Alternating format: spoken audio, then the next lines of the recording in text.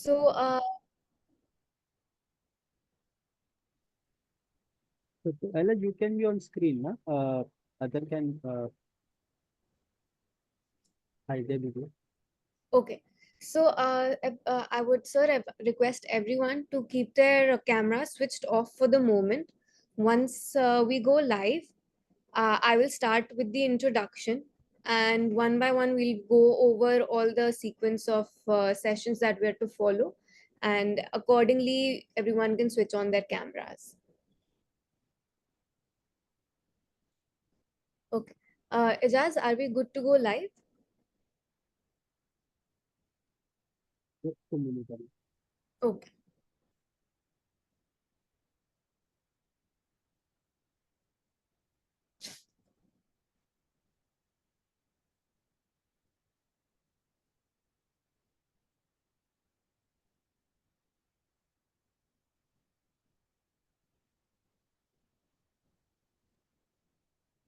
Ella, we are live. Okay. So, can I start now? Yes, sure. Okay. All right.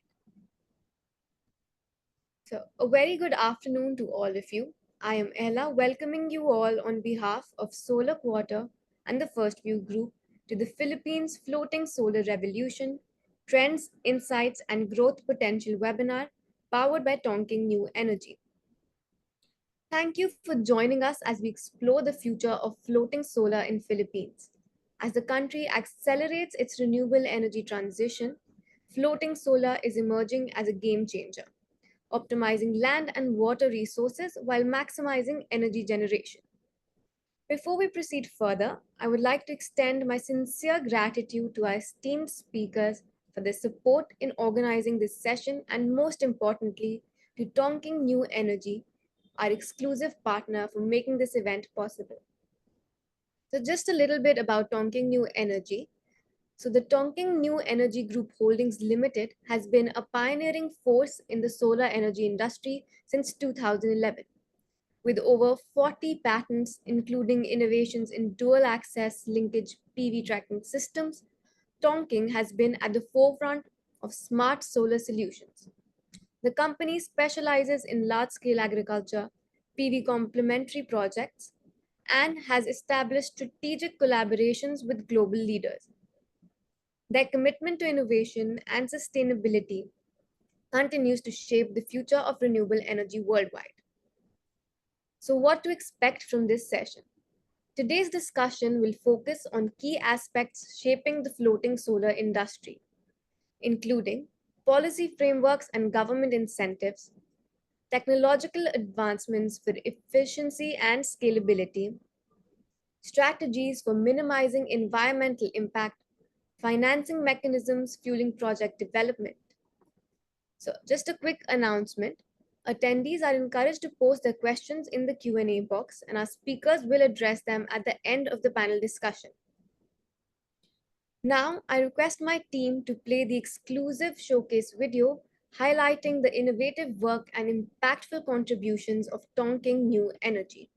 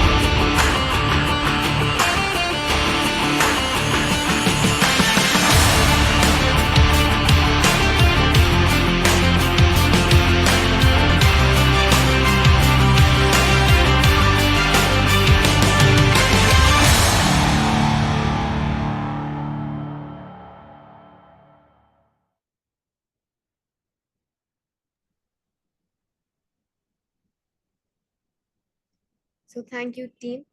To begin, may I now invite Mr. Fadluk Rahman Al Ghifari, Country Manager for Malaysia and Indonesia, to present on behalf of Tonking New Energy. Over to you, Mr. Al Ghifari.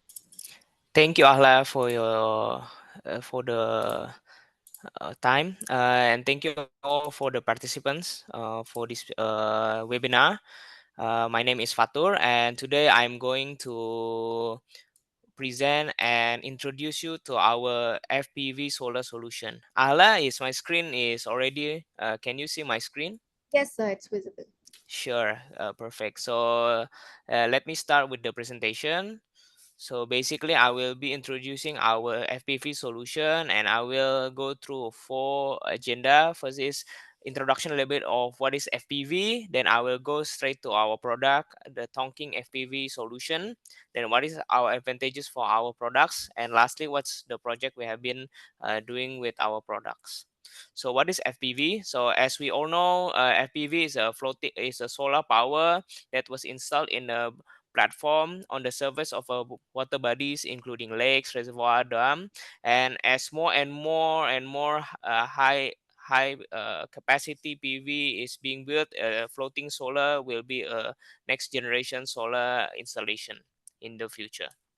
So what's affecting the FPV or the floaters costing, which is the stainless steel? It's the upstream supply chain cost, which include the stainless steel, ZEM, HDG, aluminum alloy, and also the crude oil, because we use EPS form, which came from crude oil. And then also the main drivers is also the design, which is the wind or the snow load, water body condition, such as the water depth, and then water variation level, wave strength, and then geo and soil research, and also the corrosion level of the site.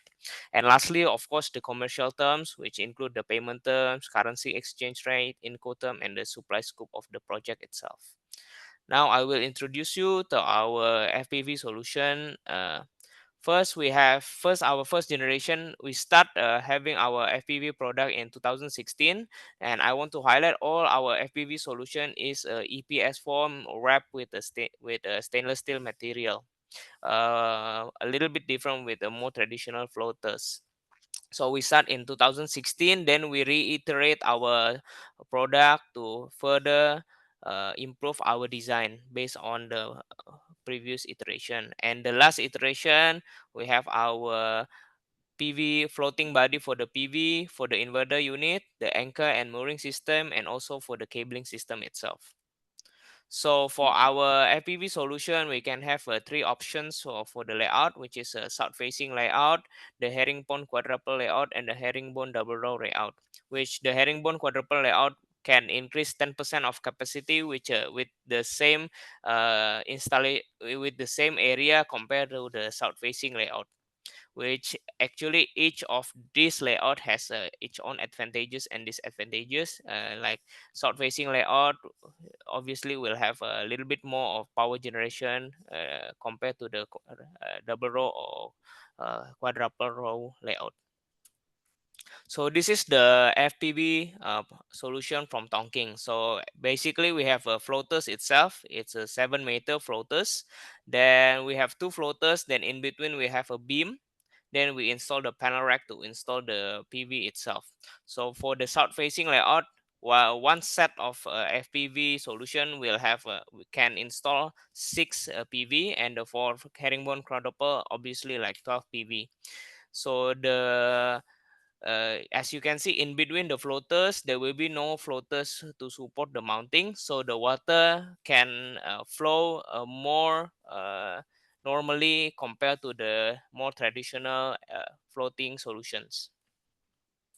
So this is the floating itself. So the we use the EPS form as the floaters itself. Then we wrap it with the stainless steel material, which actually we can have an option for this material. If you're concerned with cost, we can use aluminum alloy, or if you're concerned with the durability, we can use a stainless steel material or even the hot dip galvanized one. And on top of it, we use a ZEM, the pattern aluminum magnesium alloy, so it has an anti-slip material for this one. So basically our FPV solution is modular. So if we want to install more and more capacity, we just need install more and more section for the FPV itself. So in between the section, we will install a pin connector with a pin shaft. So this is a flexible pin shaft, so it can reduce the risk for breakage if there is any wave or anything. So our pin shaft itself, which is a flexible pin shaft in between the beam connector for modular design. So for the inverter floaters, basically it's the same as the PV floaters, but the width is more bigger. Usually it's 1.2 meters. Then for the inverter station, we use two floaters, so the total width is 2.4 meters. Usually we install an inverter this way. Then in the middle we can install a cable tray, the main cable tray for the main cable from inverter to the interconnection points. So for the anchor design, well, the anchoring design, we can support up to 100 meter of water depth and 10 meter of water level variation.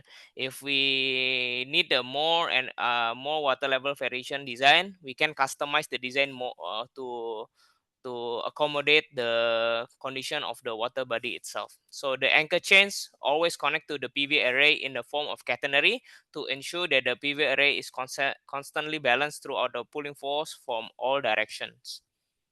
So this is the anchor system itself. So we will send you the anchor the anchor mold. So you just need to put a concrete mold to the mold. Then our main point is the design is trapezoidal, so it's lower the center of gravity, so it will not topple easily because of wave or wind. Also we have the anchor clouds that add more grips to the soil beneath the water for the anchorage. And for the grounding system, because our floaters are using a steel material on the outside, so all the PV array is connected in a closed loop through a copper braids, and underwater grounding electrodes are installed at the four corners of the array. So we can reduce cost in the grounding system itself if we use the Tonking FPV solution. For the transformer platform, we can also provide the transformer platform with the same material to the previous platform, but when to choose the platform, it will be depends on the condition itself. Is it hard to make a structure piling below the water or everything, then we can consider the transformer platform. The workflow floaters unit, yeah, so as we can see during the installation, the cable, we can install the cable in between the panels and also in between the floaters and the panels itself. So for one of the advantages also, it's a very easy installation. So we just need to install the floaters and the brackets on the shore. Then we will push the whole columns into the water. Uh, then after we push the whole columns into water, we use a tugboat to drive the PV array to the designated position. Usually we already designate the GPS location precisely for each array. Then we just need to use the tugboat to pull the PV array into this designated position. Then we will connect each column with the pin shaft bracket, as I already touched previously. For the anchorage, as I say, we will send you the anchor mold. Then you just need to put the concrete near the site. Then you will just drop the anchor in the designated anchorage position. Then we will fix the PV array with the anchor ropes. So now we are going to the third section of we will discuss what is the advantages for our Tonking FPV design. First of all, because the material is a solid material, it's a EPS foam. So Tonking has developed the materials for the floater with the solid fillings that can ensure that our floaters will never sink. The unit buoyancy is more than 600 kg per unit. So even if we already install all the FPV with the PV, we can have 3 or 4 person doing maintenance or doing work in the floaters itself. Also, we already have a certification and testing for our floaters, including water quality testing, photo oxidating aging resistant, air OHS, salt mid corrosion, flame retardant, and tensile test. For the tensile test is for the pin shaft to test the strength for the pin shaft itself during if there is a wave or wind. So as I said, because it's a wrapped with the stainless steel material or other steel material, it will be more resistant to UVs and to corrosions. Then there will be no UV aging and cracking issues. And also because the floaters is protected with a steel frame, and also in between the floaters and in between the section there will be a flexible pin shaft. It will be more strong to force from the waves and from the floaters itself. So a protective frame is installed, ensuring the floats are not subject to tensile strength. Also, as we have touched before, it's very quick installation. With 100 works, can install 500 panels with 10 hours work a day. We have calculated this at one of our project in Indonesia, which 10 megawatt PV can be physically installed within 35 working days, and the electrical termination and commissioning can be done within 2 weeks. Also, because the floaters itself can be used as a walkway, and the upper material for the floaters we use anti-slip material, so it's easy to get operation and maintenance from the array, and it's a flat walkway, easy and safe walking, and also safe space saving combination because we use the floaters as a walkway itself. So this is our project reference. This is the 2017 using the first generation of our FPV. Actually, this is a aquaculture. That's why the mounting or the structure is a bit higher than normal FPVs. And this is the first SPIC floating project, actually, the 20 megawatt project. And until now, it's already almost 9 years, 8 years. Our FPV is still working very well. And next one that we have a 10 megawatt in Shandong, China in 2018, 13 megawatt in Guangxi, China in 2018 also, and also 42 megawatt in Guangxi in 2022. And the latest one, we have a 10 megawatt project in Bintan Island, Indonesia in 2024. I think that's it from me for the introduction of our FPV solution. Thank you very much. I will give back to you, Ahla. Thank you. Thank you so much, Mr. Fathulrahman Al Ghifari, for that insightful presentation. Now, let's move on to the next session where we will delve deeper into some key aspects of floating solar. Before that, I would like to introduce our moderator, Mr. Loreto, for some questions that he would like to pose to Mr. Fadluk Rahman. Over to you, Mr. Loreto. Thank you, Allah, and thank you to all the listeners, 118 listeners in this webinar. And thank you to our speaker for that comprehensive discussion about your technology, the safeguards, anchoring, and the systems to ensure longevity of your floating solar projects. I have two questions, and feel free to elaborate on these two questions primarily. Um, we've noted that solar floating PVs would cover a substantial amount of space within the water ecosystem. What do you think are the key impacts of biodiversity, considering that sunlight penetration is reduced significantly? And what are the measures to ensure that environmental impacts will be managed?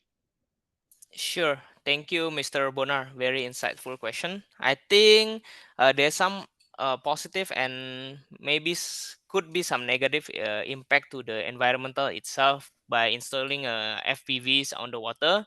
On the water quality, we can have reduced water evaporation as the solar PV itself protects the water from direct sunlight, and also can improve water quality, but it may also dissolve oxygen levels and the water temperature stratification.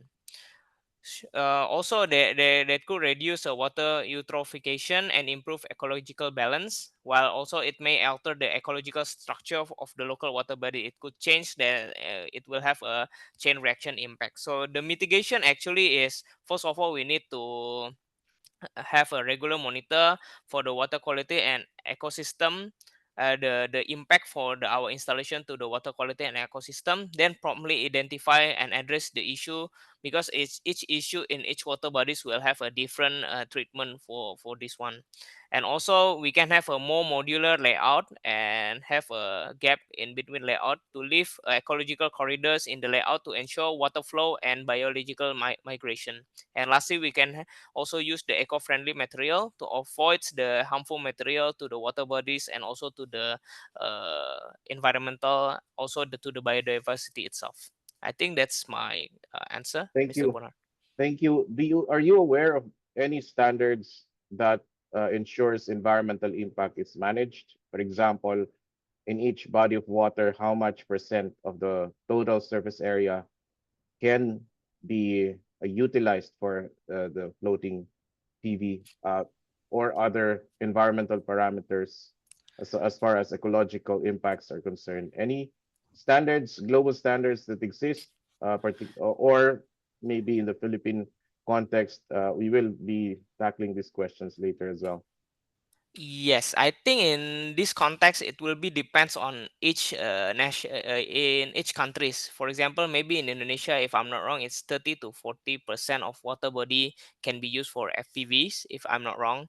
But it will depends on each nation for the environmental impacts. And as actually installation of FPV maybe just getting started in the last 2 3 years outside China's, then the international standard that hasn't been really developed for this one, so it's more on the case to case basis, Mr. Bonar. Maybe on Thank the you so much. Philippine side of the regulation, we can more discuss it in the panel discussion later. Wonderful. Final question to you. We talked about environmental impacts. In this regard, we're going to talk in the second set of questions. We're going to talk about environmental risks. So we're considering that the Philippines is highly exposed to climate risks. Among those climate risks, extreme heat, extreme weather conditions such as tropical cyclones, extreme wind. Um, how do you ensure that your designs are able to withstand not just the current climate conditions, but the much worse expected worse climate conditions in the future? Sure. So first of all, what we need to do is to have a dynamic mooring system. So the mooring system need to have the capability to adapt to water level change, to the wind, extreme wind speed, extreme wave speed. So that's the first thing. And to mitigate that risk, we need to do a hydrodynamic simulation during the design stage. So we ensure even during the historical, using the historical data, we take the extreme weather, and also we predict in the future the more extreme weather in the future, that our design or our design, specifically the mooring system in this case, will can tackle the high the extreme weather or environment in Philippines. And also for the thermal, as I say, we need to choose the material that will have more strength to tackle the UV and uh, all the thermal, more flame resistant and so on, to ensure that the water body will not be damaged because usage of the floating solar itself. Wonderful. I think that's enough. That's all the time that we have, Ala. Now would be a good time to segue into the panel discussion. Over to you, Sure. Ala. Certainly, sir. So, having gained insights into the latest trends and technologies in floating solar, it's now time to dive deeper into the key challenges and breakthroughs shaping in this industry. So, our panel discussion will bring together industry experts who will share their perspectives on how to drive growth and adoption of floating solar in the Philippines. So, without further ado, let me introduce our esteemed panel of speakers. Mr. Carlo Abril, Vice President of Strategic Projects from Sun Asia Energy, who are the developer of the 1.3 gigawatt floating solar project in Laguna Lake, Mr. Dan Barbulescu, Director of Energy Storage Rights Private Limited, Mr. Frederick Wen, President Green Core Power Solutions, and leading this discussion is our moderator, Mr. Bernard Loreto, Principal EY. Over to you, Mr. Loreto. Thank you again, Alan. Welcome back to our 123 participants today. And thank you so much, Dan, Eric, and Carlo, for spending time with us today to unpack a little bit more and deep dive on uh, much more granular take of floating PV technology in the Philippines, as well as complementing technologies such as pump storage. So this afternoon, we have just listened to what could be a very good case study of a solar PV, floating solar PV model or technology that has already been applied in other parts of the world. Now we're going to tackle how this technology may be applied in the Philippines.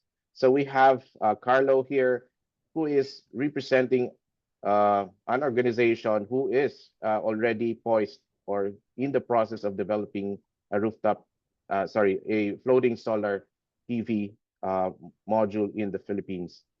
And today's discussion, we want to really unpack four different components of this conversation. First, we're going to tackle a bit more around the market in the Philippines, the energy market, the energy system in the Philippines, and sort of unpack what is the role of FPV in the context of the overall energy systems market. Why is it important? What can it contribute, which is unique to this technology in the Philippines? The second main topic we want to cover is around enabling policies. Do we have sufficient enabling policies to enable more investments of this type of technology in the Philippines? Do we see gaps in the permitting, in the project development stage, and in the operations of these technologies that we feel might need to be substantiated in terms of policy framework? What about the technical viability and the risks? Do we understand very well the conditions of the Philippines? Are we prepared to customize technologies and solutions to ensure they meet the conditions of the Philippines?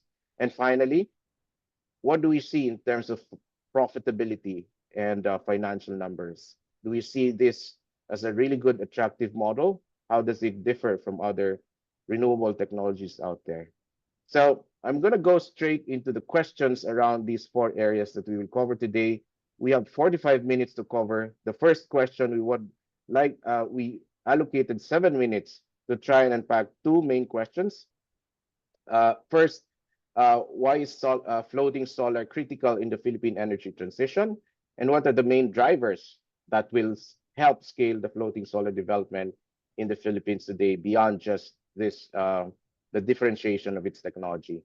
I'll ask Carlo first, and perhaps Dan can talk a little bit further from that. Okay, thank you, Bonar. So I think floating solar will really be key in the Philippines because we have a 35% target by 2030 and a more than 50% target of an RE mix by 2040. We believe that majority of that will be solar, and solar really takes up space when being installed. The problem today now is land.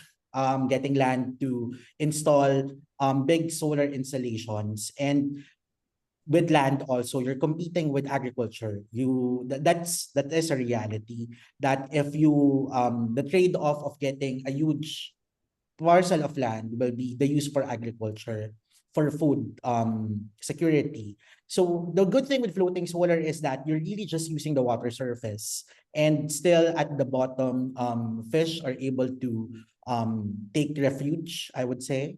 And it's still, the water body becomes multi-use. It's not people can the fish can still use the area under the floating under the water. So we think, at least me, us in San Asia believes that floating will really play a key role because we'll be able to install more renewable energy by not putting pressure in getting more land. It is an alternative. It is an alternative to be able to meet the 35% target by 2030 and 50%, more than 50% target of renewables by 2050. So yeah, I'll turn over to Dan. Do you think, uh, do you have estimates around how much contribution will floating solar contribute to the total RE requirement by 2030 and 2050? Solar, if I'm not mistaken, in the last Philippine Energy Plan will be around 10 gigawatts by 2030 and then around 42 gigawatts by 2040.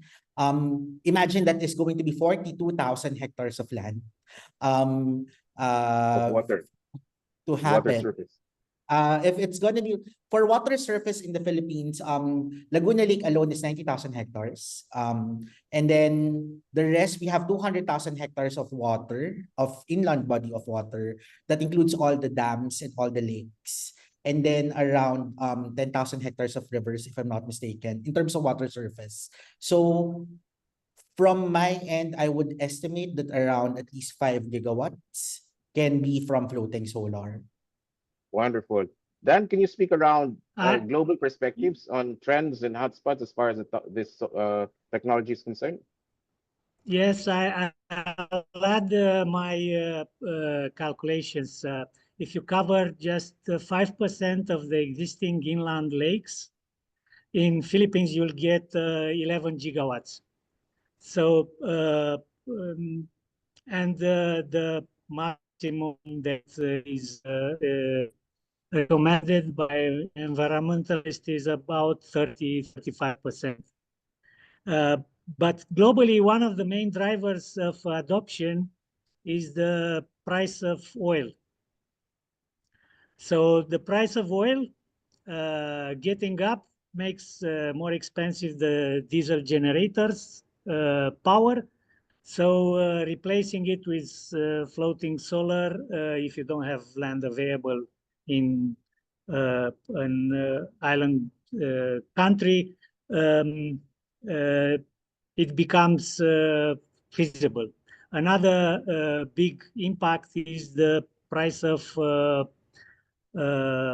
solar panels. Like in the environment we are today, when the tariff war is pressing down on the prices, this is another good news for new projects. So this is about the replacement cost. But another global trend is the capturing of carbon dioxide from the air and sequestrating, CCUS. And one technology solution is to use floating solar to extract the carbon dioxide from seawater. It has 100 times more concentration than in the air, in the atmosphere, and 60% of all the carbon dioxide that we emit is dissolved in the seawater. So by using floating solar to extract from seawater, you can and inject into depleted aqualine or depleted oil aquifer, you can get a cash flow from carbon credits without the need to build a whole supply chain of importing carbon dioxide in liquefied form. So I think all the this trifecta is bringing more investments into floating solar. And in Philippines, especially because of the wind speeds and hurricane, you need to develop the same strength for inland lakes as for offshore installation. So you are developing both solutions, Thank unlike you. other locations. Yeah, thank you, Dan. Uh, and very happy that you mentioned about carbon sequestration, carbon storage. Those are other applications beyond the normal consumption or demand for power in the Philippines that might be drivers for floating solar. Um, I guess we have established the necessity and criticality and the role of floating solar as an important integral part of um, the energy system in the Philippines. But the other question we want to tackle today is whether we have sufficient policy environment, policy frameworks, safeguards that ensure that the floating solar industry will grow, but will grow responsibly, that will ensure that environmental policies, environmental considerations are well addressed. So I'd like now to um, direct the question to um, maybe Eric first to speak around some environmental issues that needs to be addressed, and then we'll go into the policy framework, the broader policy framework at some point. Okay, thank you, and good afternoon. Thank you, Bonner. Well, first of all, I would like to, of course, discuss, of course, how the light would penetrate, well, environmental effects, how the light would penetrate, of course, when we place the solar panels on the water surface. They would definitely block the sunlights that would suppress the growth of course, the submerged aquatic vegetation. Aside from that, there's also, of course, the crucial, being crucial of maintaining, of course, the dissolved oxygen levels, supporting the aquatic food chains. Well, as we all know, of course, that the coverage around that one would be around 40 to 60%. That's of the water surface. That's according to well, a scene in Japan's Yamakura Dam project.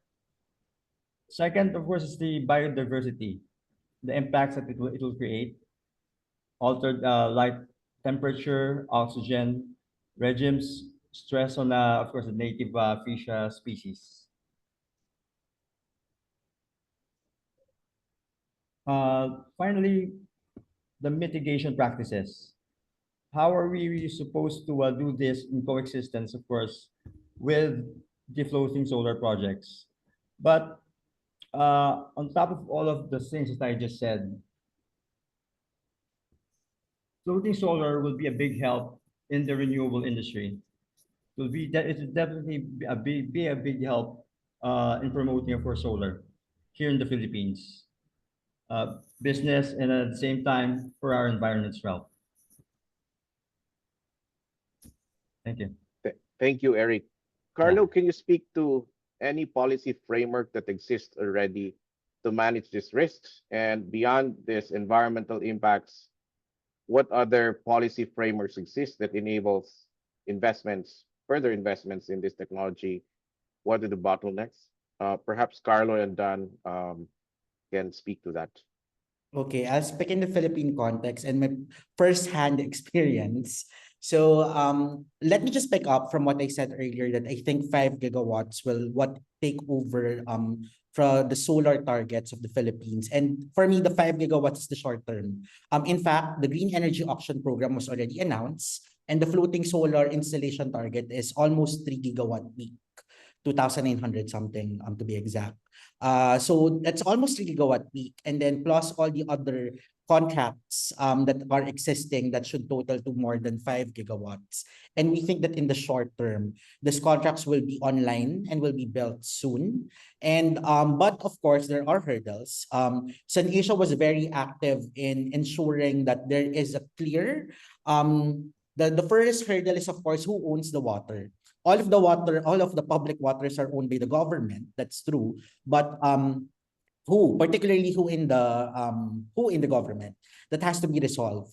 So in the we were lucky that in the Laguna Lake there is a Laguna Lake Development Authority, but for other water bodies, who owns this? Who is the who is the water administrator of these other water bodies? Second, on the environment, there has to be clarity on the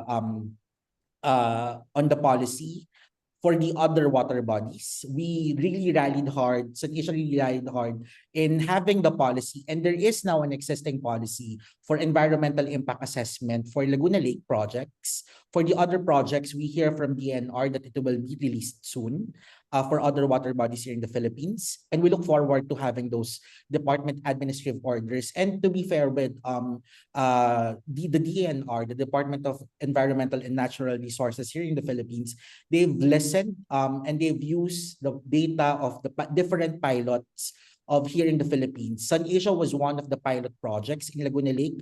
There were 4. There were other 3.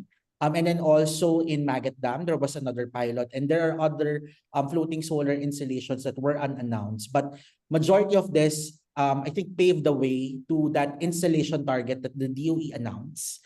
We're thankful of that because at the end of the day, floating solar, which I will further hopefully answer in the later part of the panel, the green energy auction is also really important because it needs that incubation.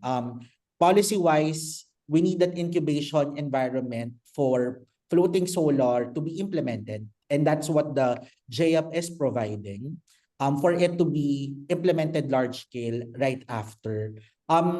Also, I think we're very confident and very thankful of the DNR because in terms of this environmental risks, they really identified and worked with various organizations such as the Asian Development Bank in ensuring that this environmental risk will be addressed.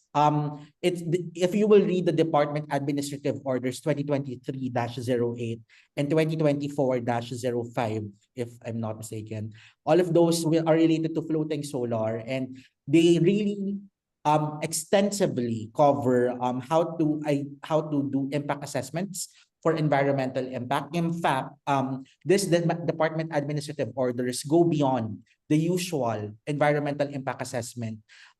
There are additional steps that have to be taken by floating solar developers, and that's something that we agreed with the DNR. So if the environmental concerns, it's really properly planned and properly regulated.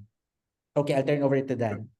Carlo, before we go to Dan, which agency do you think should be the authority to regulate approvals as far as the use of water bodies outside Laguna Lake?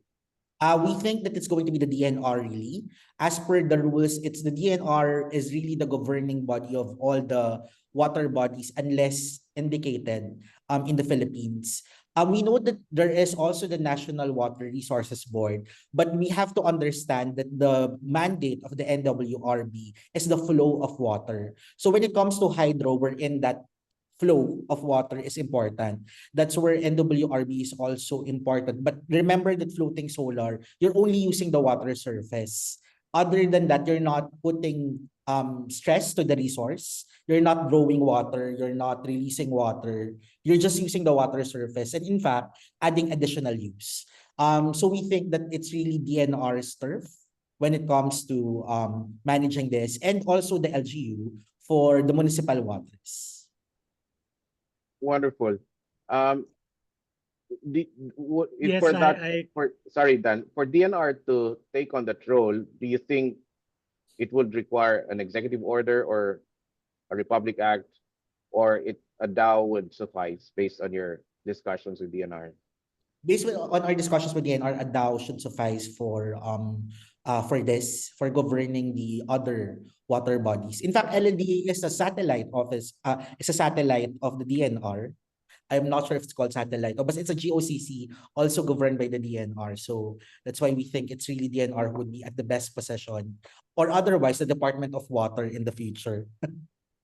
Final question on that note, for permitting processes at the side of the energy regulation, ERC and DOE, is there a nuanced set of processes specific to floating solar, or or is floating solar already under the usual standard renewable energy regulatory frameworks? They actually in the DOE they had this differentiated, like if you get the solar energy operating contract, and also there is already a separate classification for floating solar.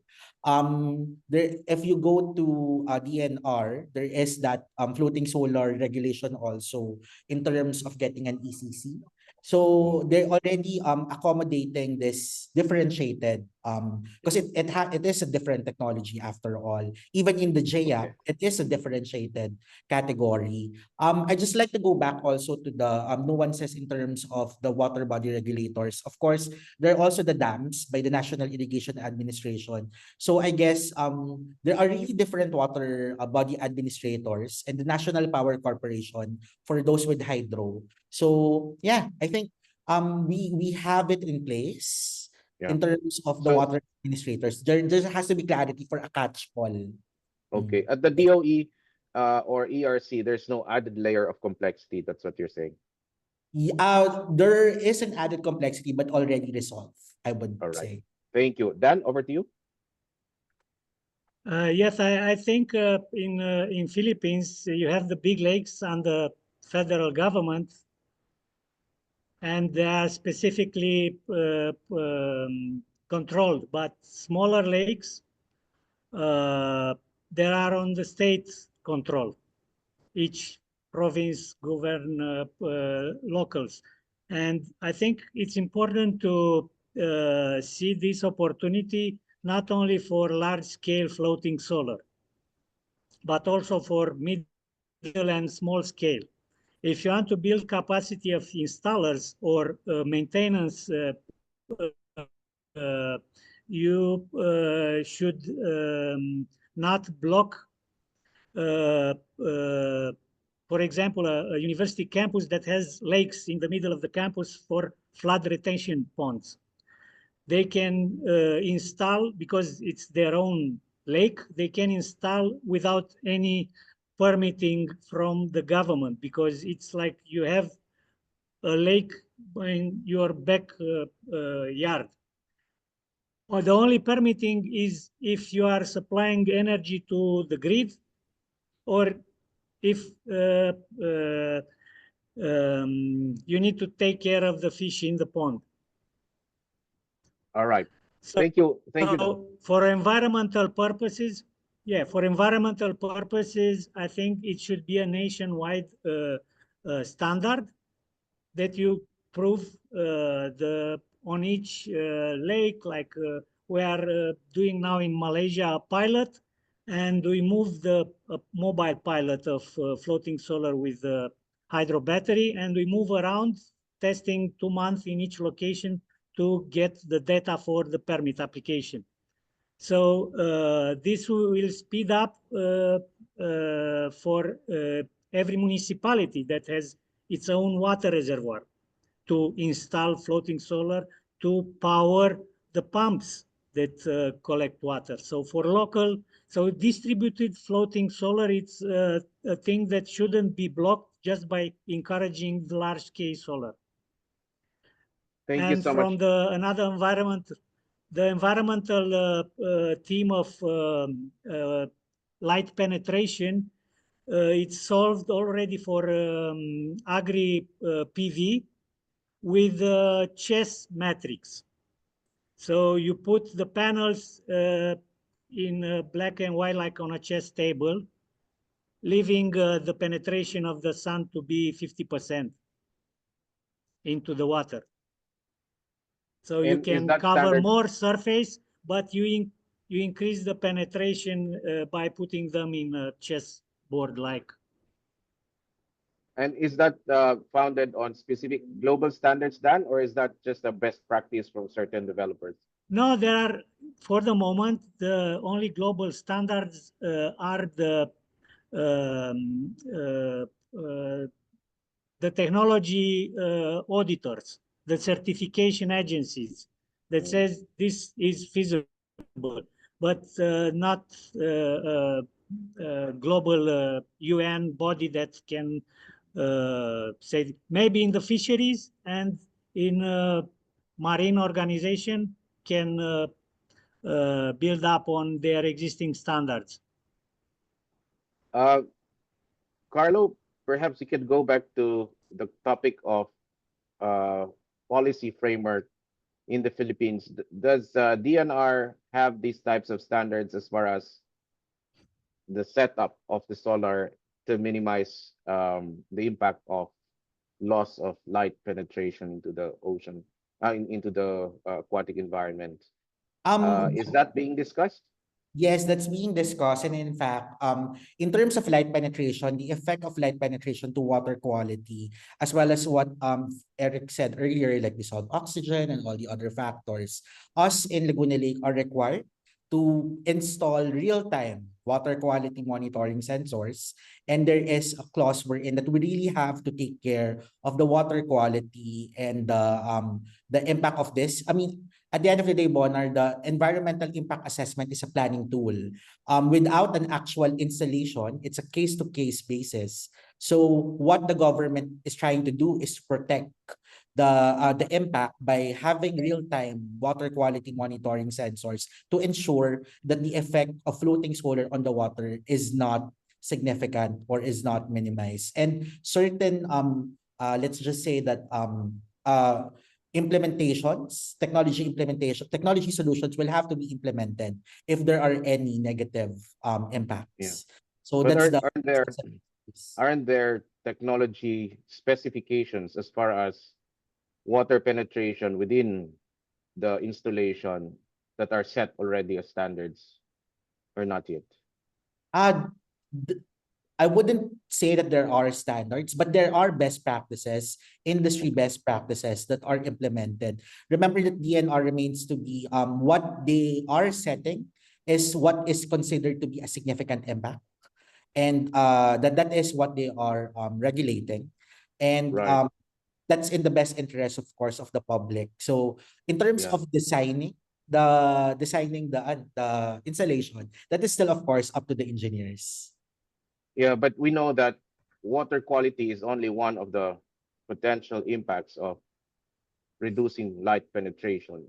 It's the alteration of the gradients in terms of temperatures, it's alteration of vegetation that concerns a lot of ecologists. Um, the growth of zooplanktons I can is add yeah, sorry, Dan. The growth of zooplanktons are dependent on phytoplanktons and the whole food chain and food web within that aquatic environment is severely impacted if you remove sunlight. So it's beyond water quality that we're talking about here. And so standards to ensure that light penetration as a metric where thresholds are clear on what level of light penetration can be permissible for certain bodies of water may help clarify how developers should design and not entirely leave it to the engineers to design the asset, because the engineer's perspective is to maximize uh, Mhm. the generation, um, whereas the ecological perspective is something that needs to be brought into that design process. Okay, I'll pick up from our experience in our pilot before I turn over to that. The pilot project of San Asia in Bae Laguna actually already showed indicated good results. In fact, in the Philippines there is too much sun. The problem is sometimes it's too much light penetration or too hot when the water becomes too hot. What in our experience, what happened was there was actually an increase in fish population within our pilot because the algae started to grow also in the floaters. And then we were also told by the local fishermen and the local residents that there was an increase in phytoplankton. In the locals, they call it milia. I forgot what's the exact. But they noticed an increase in people would translate that in English as phytoplanktons and zooplanktons because that's why the fish started to gather back in that area.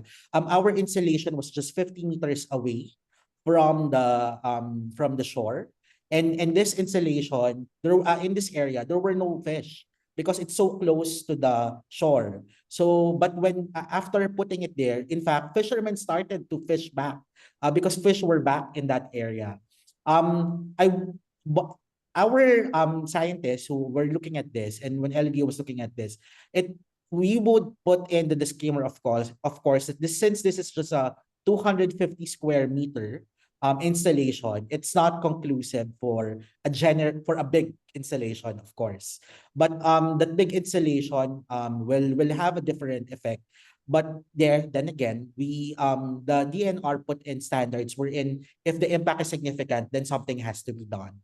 So what I'm just saying is our small pilot already has a good indication from an environment perspective. I'd like to believe that, and that is not just us saying it, but it's the fisher folks in the area.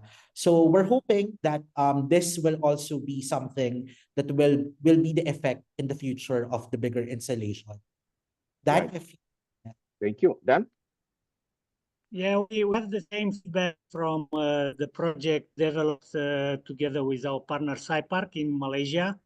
And the increase of the fish and community being positive towards floating solar means the only standard existing in the world today is that the fish love shadow. The fish love shadow, so because of the change in the temperature, the static lake water is no longer moving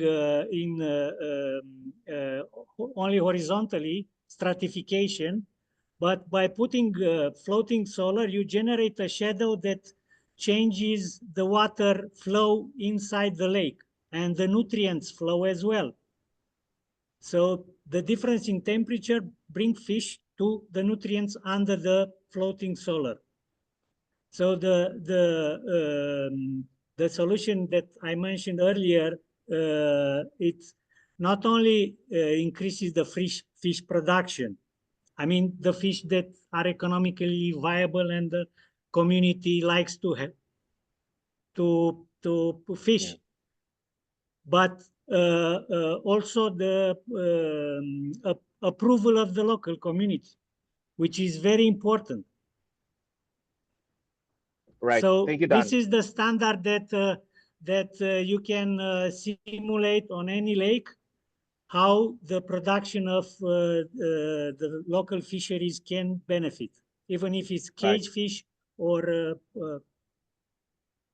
Thank you, Dan. yeah. Thank you, Carlo and Dan, for sharing those best practices and for sharing those anecdotes around how your respective facilities are able to improve fish, uh, perhaps fish population.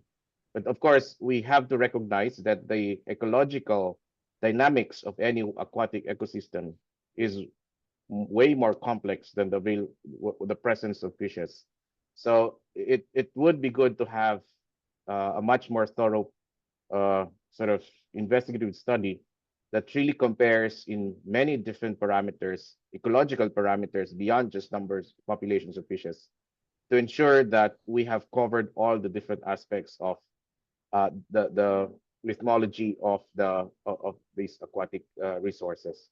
So and this is clearly a very important topic, especially in the Philippines, where we are one of the richest in terms of biodiversity on Earth.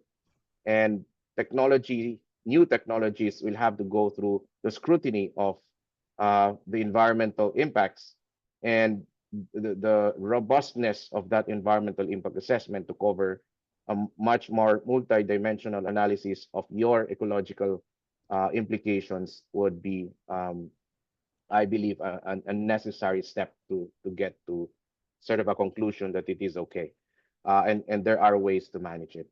Um, so now that we've unpacked a little bit around the policy, there's more, but we don't have a lot of time. Uh, slanted towards environment, allow us to move into the practical technological discussion relating to the site, the viability of different types of oceans or lakes, offshore, inland water bodies, the risk associated to these, and perhaps maybe some examples of how certain risks are managed. Um, Earlier, Dan mentioned that there's estimate to his estimate there's around 11 gigawatt potential for rooftop solar, floating No, solar on within 5% of the lakes. 5% of the lakes. Can you tell us a little bit more about the criteria on what, which types of lakes and bodies of water are suitable for these types of technologies? So from the developer perspective, it needs to be a scalable location. And the innovation we are promoting is how to scale it by reducing the marginal cost of each phase of the development. So if you start with a pilot of 10 megawatts floating solar, and you have a local consumer like the local community, but the connection to the grid is capped to, let's say, 400 megawatts, then usually all the developers stop there. So maximum is the connection to the grid in the proximity of the lake. And this is like the lake, if it's bigger, the potential is not used. So one important aspect is how can you scale up the floating solar by using energy storage. So the energy storage, like using hydro batteries with two lakes, a pair of lakes, like you have in Lake Laguna case and Caliraya Lake, you can increase from 2% to 20% the floating solar if you can store it during the excess solar hours and inject it into the grid after you don't have sun. So important is to be near the grid connection, but also to have the possibility for energy storage. It can be lithium batteries, but this is like $200 per kilowatt hour, while the hydro battery pump storage, it's below $50. So 4 times Okay. cheaper. And another aspect is of course, the solar irradiation hours, the wind, how much wind do you have? And in case of Philippines, the mitigation when you have a big storm coming in, there are some solution from Ocean Sun and other European companies that are submerging the solar installation like below 5 meters, wait for the hurricane to get over, and then lift it up by just injecting air into the floats. So the technical solution is very important as the scalability. For Thank you, example, Dan. it can be offshore on sea, but a gulf that is protecting more than on Lake Laguna. So you will have on Lake Laguna higher waves than offshore. Okay. I want to hear from Eric, if you can share a little bit about site conditions, requirements, any sort of physical specification where this type of technology can be made viable. Can you Okay. just install it in any kind of body of water? Do you have a minimum scale of body of water that makes it economical? What are the conditions in terms of uh, site selection? This might offer guidance to perhaps local governments or communities who are looking to explore whether their nearby lake or body of water may be viable for these types of solutions. Can you speak to that, Eric? Okay. Of course. Well, first of all, it should be found in lakes, reservoirs, and I think it should also focus, or the main focus should be on the wave dynamics. Of course, calm water is very essential. Uh, Excessive traffic, it should be, of course, reduced. Plus the wave height. I think there's a specific height for any a particular site on the depth of the water. It shouldn't be that shallow, of course. Optimal range, I think there's also a specific standard that they're looking at for again technical stability. That would be I think from 3 to 30 meters, if I'm not mistaken. As far as the grid proximity is concerned, it should always be at least, well, ideally, it should be at least 2 to 3 meters away from the grid. For aside Meters? from for yeah, 2 to 3 meters, kilometers. I'm sorry, three to Kilometers. 2 to 3 kilometers. Okay. Yeah. Why is it so? Of course, we need to reduce, of course, the cost for those projects. Number one, the distribution lines. Uh, it could create a big impact with the cost. Uh, yeah, I think that's about it. There are no certain technical or specific technical aspects that we need to actually apply, aside, of course, from the materials that are being used. Right. Carlo, any addition to that? Yeah, I think I agree with my co-panelists that when it comes to water, it's just like ground mounted. You can build it anywhere, but the cost will be the difference. Will be the determination when you want it to build in a less ideal place. But of course, the ideal scenario is it like what Eric said, near the evacuation of power is near, the water is more or less shallower, or the water level variation is also not that high. But to find this ideal location is really tough. Mm. So yeah, I think just like ground mounted, what the good thing with floating is you can build it anywhere. The only difference now is that inland is what is more bankable now, inland water bodies like lakes. We are going now off near shore and offshore, just like what Dan said. We're looking at gulfs, we're looking at bays, salt water, but that is a technology that's still being developed now because the possibilities are endless when it comes to floating because we are an archipelagic region. Especially this is going to be the future of areas where there is especially for off grid areas where they don't have that land area, but they only have the waters around them. So if that technology is developed, we will be able to transition to renewables and have cheaper power when these diesel generators can be offset, can be replaced with floating solar. But again, that technology is still being developed right now. Okay. Are there anything that project developers need to be cautious about as far as site selection is concerned beyond what has been discussed? Or um, sort of the design itself in terms of I know certain different conditions require different designs and there's no universal standard for it.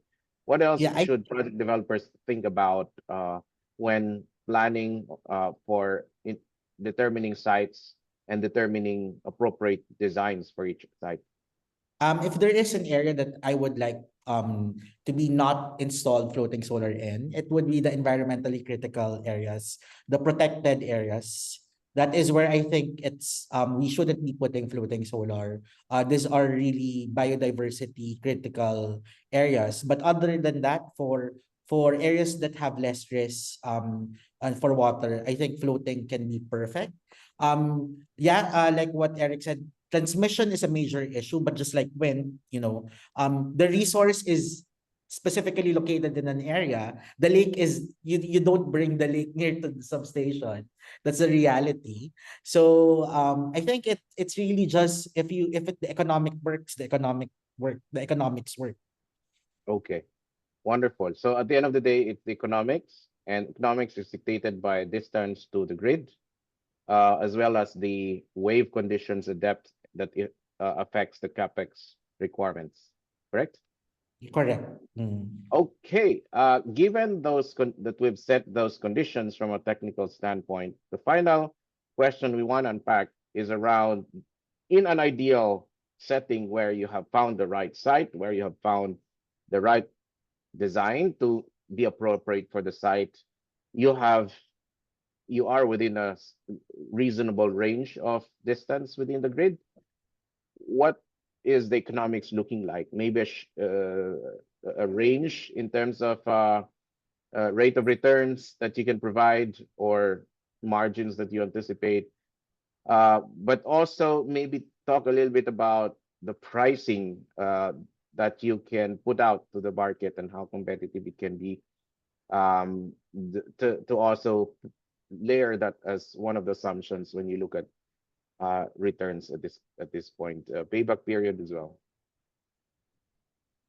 Who do you want the, can I take the Any one of Yeah. you. I think a question in terms of actual numbers, no. So what happened was that we were part of an organization, Philippine Solar Storage Energy Alliance, and we commissioned a study by Mott MacDonald, wherein it was studied on what price should be of floating what the price of floating solar should be in the Philippines. And up to today, we stand firmly that for the JAP, there has to be an incubation period. So the price is also incubation. For incubation, How much is that? yeah, ground mounted started in the Philippines at 9.68 and 8.69 eventually. So we are looking at a 7.1 tariff. Again, it's a ceiling price, not the final price. A ceiling price for floating here in the Philippines, That's 7.1. generation price. That's generation. That's Yeah, generation or that includes generation rate. transmission distribution. That is the generation rate, the tariff in line with the auction per kilowatt Oh, hour, 7.1 generation rate. But again, this is just to incubate the floating solar business. And as you've seen the ground mounted, wherein there is really that prices going down so exponentially, we think that if this is offered 7.1 today, it will really go down fast in the future because we need to set that the premiums in the Philippines are more or less at the high side as of now because we don't know what floating solar like is yet in the Philippines. And if this incubation will be provided, that price will definitely go down. Well, the reality is ground mounted is still cheap. Floating is still more expensive than ground mounted, particularly in other jurisdictions. There is an offsetting, but in the Philippines, we have to be realistic about the realities of the waves, the realities of the wind profile, and the realities of the insurance premiums that have to be put in.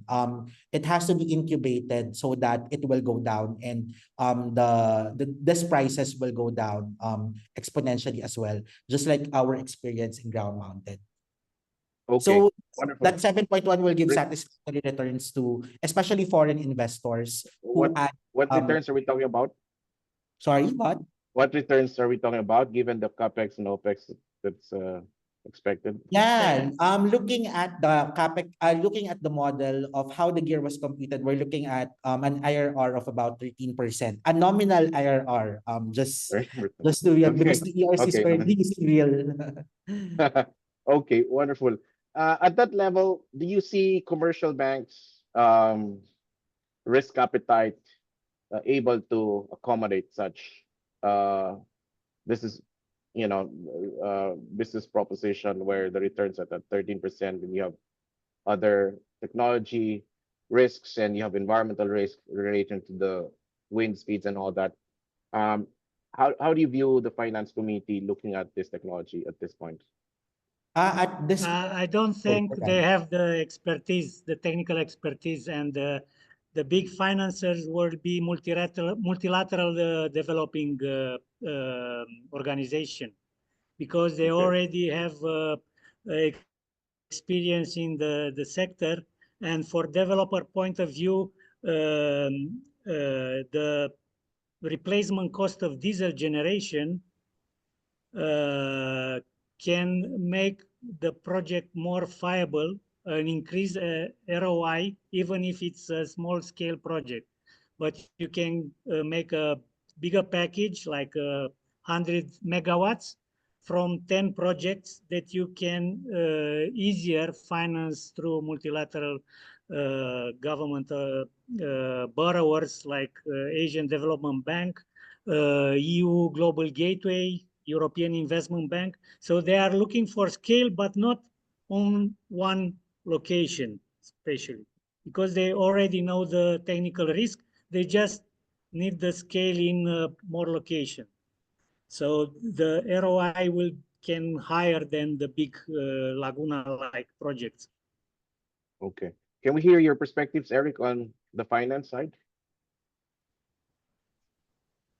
Well, for me, my point of it's also like the wind. For wind, the cost would be that much, but in terms of ROI or the IRR, I think that we could definitely get good returns on our investments. Yes, might have shown us only 11% versus the rate right now, but in terms, of course, of the potential that it could give per city, per region, per area here specifically here in the Philippines, I think it could definitely give us a good advantage. And as far as our financing institutions are concerned, they don't need any technical expertise here. It's for them to figure out the perfect numbers. Mm. Okay. So that's a gap in the finance community. But of course, I see a number of gaps as well, given that there's not very good, well-established standards yet as far as environment is concerned, which presents environmental risks or social risks that communities might sort of find it, might object to these types of projects. You overlay future climate conditions where the historical wind speeds will accelerate by 10, 15, 20%. Uh, there's so many variables that I see that might affect returns of these kinds of models. Um, how how do you think these kinds of issues be addressed in a way that risks are managed and finance from commercial banks can be made more available for these types of investments? Okay, if we should have specific standards. I think we were just referring earlier to the standards on what other type of body should will be referred to on of course the approvals, on getting the permits. I think all of those things should fall under the local government. It shouldn't be on the national side because the local government can easily identify uh, what type of returns they expect, of course, from those uh, bodies of water that we are about to use. Again, in terms of in terms of the technical side, there isn't really much of a hindrance for those investors, I think, because given the specific time period, well, under the PPA, of course, given a specific time period, ROI will definitely be uh, well, as expected. It's to definitely would be that good. Mm. All right. Are we are we seeing the role of guarantees uh, as a major driver for accelerating finance from a commercial bank standpoint? Carlo, you were nodding your head. Yes, that's why I was echoing earlier. That was I was saying earlier that this is where the insurance premiums come in. The insurance is really a key factor in financing projects like this, even at the small scale or a large scale. The guarantee that would be well, of course, other than ECAs, no, other than export credit agencies, the most important will be the guarantee that of the insurance providers of the insurers. The thing is, it's more expensive still here in the Philippines because there is no prior experience. But there are experiences in neighboring areas, neighboring regions. But that is something that has to be localized here in the Mm, Philippines. We've talked to banks, that is their number one concern. mm. In terms of capital, they are ready. They have the local banks now have more than enough money for investing to finance projects here in the Philippines. In fact, one of the But do they major have the risk appetite? yeah, they have the risk appetite, but they cannot take the entire pie. That's just a problem. They can just like what Dan said, no single bank can take the full risk of a floating of especially of a big magnitude. They have to have be a syndicate of banks. So someone has to Anyone be. leading the syndication, without naming names? Of course, there are many interested parties to lead the syndication, to be the mandated lead arranger for the financing. But of course, the issue is really the floatings, the insurance that has to be put in place by the insurers. So we're looking forward to have that roadshow for the Philippines. Wonderful. Any There, other, there Dan, are go ahead. other solutions, other innovative finance solutions like the inverted bid model. It's promoted by the Australian pension funds. So imagine the government, the state where the big lake is auctioning the project, 50% of the project uh, to multiple potential partners based on who requires the lowest return on investment. And that partner will own 50% of the project, but will manage the whole life of the project up to 30, 40 years. So But, the but pension isn't funds but isn't that like to, isn't that race to the bottom, Dan? no, it's bringing someone with expertise to take care of all the insurance risk, global risk, and stay with the local government for the life of the asset. So it's not the race to the bottom. It's just to reduce the risk of something getting wrong in some tariffs exploding from another election in US or something else. You are somewhere in the wind or into Okay. the hurricane. If you have a long-term partner, uh, then you are more covered. All right. So it's not the button race, it's just to have a figure that will tell you how serious are the investor you are bringing in. And you're, of course, you're cutting the middleman, the investment banks who buy short term the project for 5 years and then resell it to pension funds for 20-year bonds. Wonderful.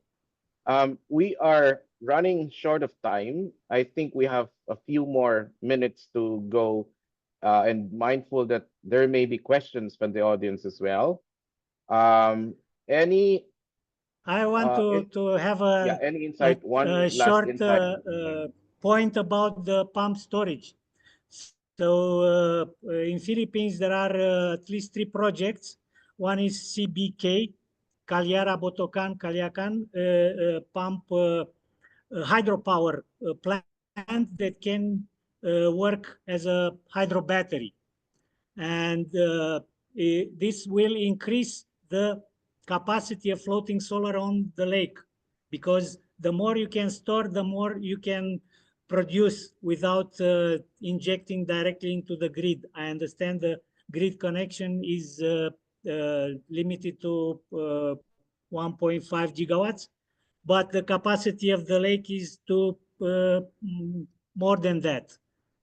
Mm, Another one is Pakil pump storage hydroelectric project, like 1.4 gigawatts, uh, and Wawa pump storage, 600 megawatts.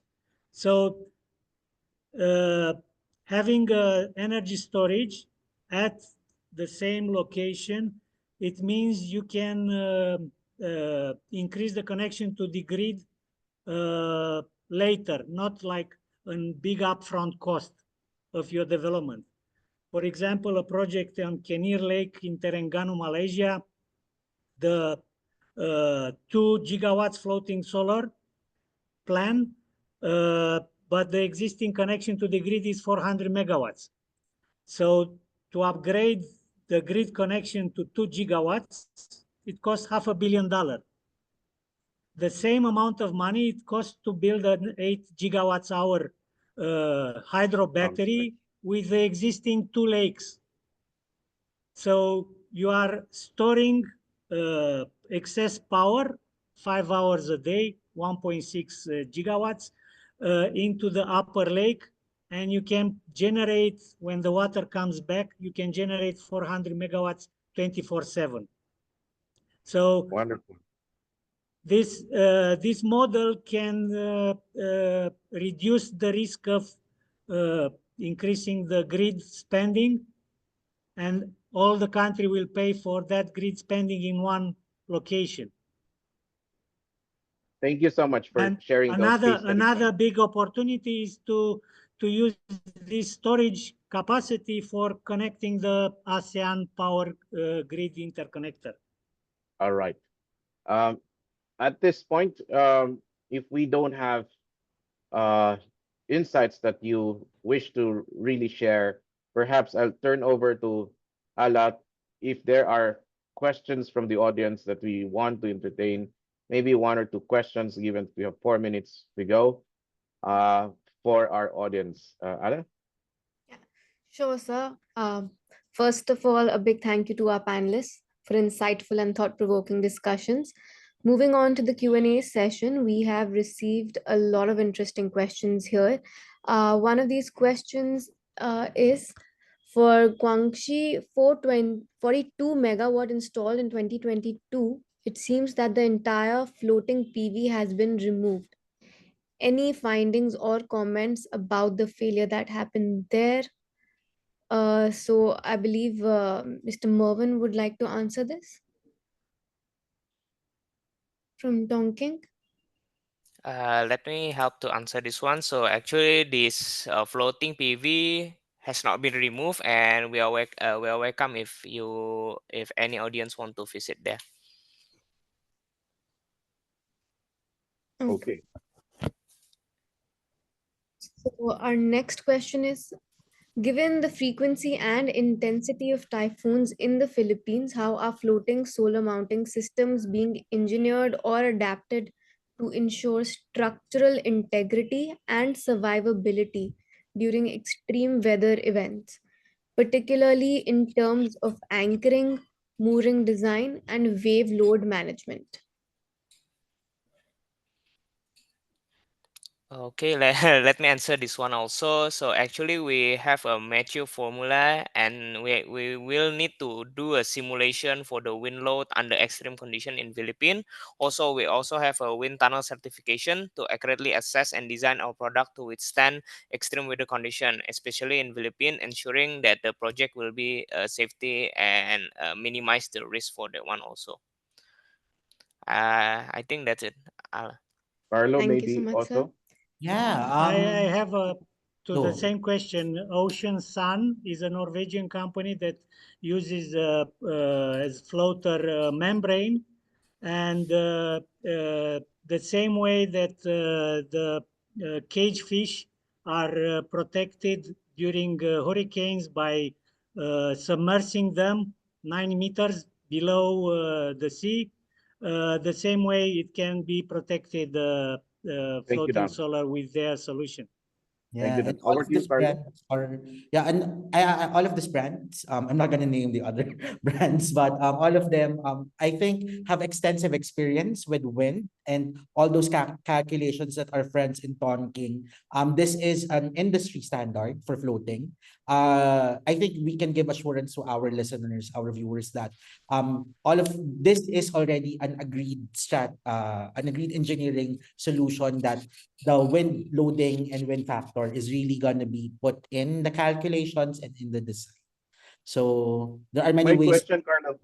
My question, Carlo, is what input data sets do you use in your wind modeling? Do you use the historical input data or you use a 2-degree, 3-degree climate scenario where wind speeds can accelerate significantly in specific areas? Yeah. So because I didn't fully understand that question, Bonar, but I'll answer it. So we installed wind sensors and wave sensors in the area, in our areas. Of course, because it's in our best interest that it will survive those extreme conditions. Plus, Mm. we go over the National Structural Code of the Philippines specification. So our engineers process this. I'm not sure if I answered if it's 2 degree, 3 degree, but Yeah. definitely the data that was gathered on site, not just satellite data, but data was gathered on site to ensure that all those conditions plus a climate change risk assessment, whether how strong these winds will go, was already assessed also, so that it will ensure that the structural integrity of this floating solar will survive for more than 25 years. Yeah. Padluraman, maybe you have some insights on that in a warmer world. What I'm saying is 2 degree, 3 degree warmer world. Climate Yeah, so models indicate basically, that. Yeah. Go correct. So ahead. basically, first, of course, we will install, as Carlos said, we will install multiple sensors for waters and everything. And the main thing also, we need to get the historical data. Usually, if it's a government water bodies or even a private owned, they will have this data. Usually, it's a water level and everything, wind speed and everything. Then we need to model it in the future based on the recommendation from the industry experts for this one. Okay. Thank you. I think that's all the time that we have. Alab, on behalf of the speakers and the organizers, I do really appreciate the conversation today. Thank you to the audience who have spent their time with us today. My name is Bonar Laureto. I'm a principal at the Climate Change and Sustainability Unit in SGB or EY Philippines. Thank you so much for your time. Good afternoon. Thank you. Thank you so. Thank So you. thank you. Thank you. Thank you. With that, we conclude today's webinar. A special thank you to our panelists, attendees, and most importantly, our exclusive partner, Tonking New Energy, for their invaluable support in making this session a success. We look forward to bringing you more knowledge driven sessions in the future. The floor is now open for networking. Thank you all.